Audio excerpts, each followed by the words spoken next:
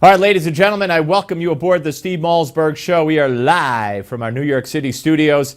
And boy, do we have breaking news for you today. First of all, we're going to take your calls, lots of them, with me, with the panel, you name it, 877-NEWSMAX, 877-639-7629.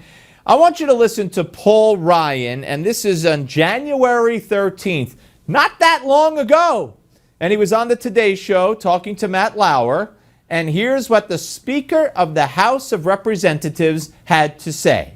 When Donald Trump offered or proposed his ban on Muslims coming into this country, you said this is not conservative. It's not what the party stands for. You didn't mention. And it's not what the country stands for. That's right. So if he becomes the nominee of the party, will you support him? Yes, I will. I'll support whoever our nominee is. You got to remember, as Speaker of the House, I'm the chairman of the convention.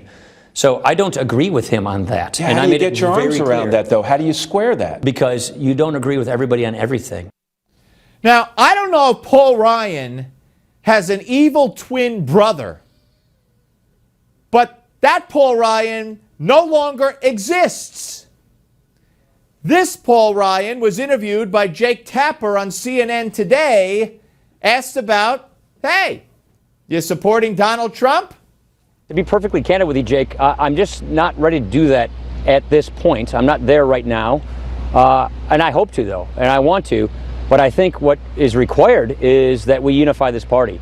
And I think the bulk of the burden on unifying the party will have to come from our presumptive nominee. This is the party of Lincoln, of Reagan, of Jack Kemp. And we don't always nominate a Lincoln and a Reagan every 4 years.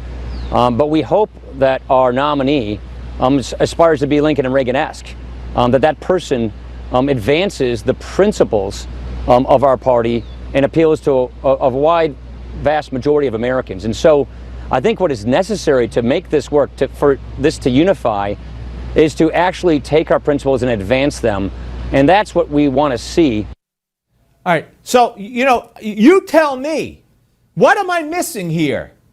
When did all this change? Were we not the party of Lincoln, Reagan, and Jack Kemp? I'm sorry. You know what? I love Jack Kemp. May he rest in peace. And he was a pretty good quarterback, too, for the Buffalo Bills. But we're the party of Lincoln, Reagan, and Jack Kemp? Really? Let me tell you something. Paul Ryan is going to be in a primary fight the way Eric Cantor was. He's in one now. And it may just turn out the same way for Paul Ryan if we're lucky that it turned out for Eric Cantor when he lost to a no-name in a primary and he's out of Congress. He has some nerve. When he ran and unified the party with Mitt Romney, how'd that work out? What kind of unifying party was it then? When conservatives sat home rather than vote for Ryan's ticket. This guy is a piece of work. Now, Donald Trump responded by putting out a statement. Let me show you the statement. There it is. I'm not ready to support Speaker Ryan's agenda.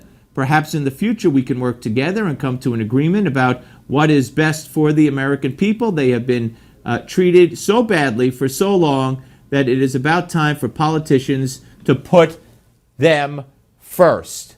Let me say one word, it's 2 syllables to that. Amen.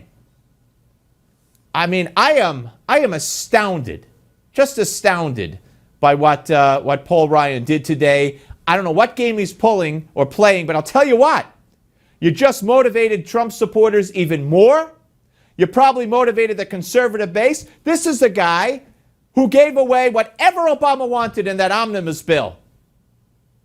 I'm saying it wrong, but you know what I mean. It funded Planned Parenthood, it funded immigration, it funded the executive order, everything. Is that the kind of unity you want, Mr. Speaker? Unity with Obama? This guy is a piece of work.